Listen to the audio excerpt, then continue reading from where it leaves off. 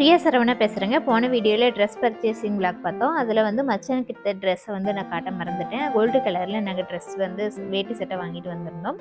வர வழியில் தங்கச்சி பாப்பாவை வந்து மொட்டை அடிச்சிருந்தாங்க. சரி, மொட்டை அடித்த பாப்பா எப்படி இருக்குது அப்படின்னு பார்க்குறக்காக ரொம்ப ஆசையாக இருந்தது. போய் பாப்பாவை விளையாண்டு பாப்பாவையும் பார்த்துட்டு வர வழியில் மச்சானுக்கு கேக் வந்து ஆர்டர் பண்ணி நாங்கள் வாங்கிட்டு வந்தோம். பொள்ளாச்சியில் ட்ரெஸ் பர்ச்சேஸ் பண்ணிட்டு வர்றதுக்கு பார்த்திங்கன்னா 6 மணி ஆயிடுச்சு. நாங்கள் கேக் வாங்கிட்டு கிளம்பியில் 7 மணி ஆயிடுச்சு. 7 மணிக்கு பார்த்திங்கன்னா நல்லாவே மழை பெஞ்சிட்டு இருந்ததுங்க. மச்சானுக்கு ஃபோன் பண்ணி மச்சானை வந்து கூட்டிகிட்டு போக சொன்னோம். சுங்கத்தில் தான் நாங்கள் இருந்தோம்.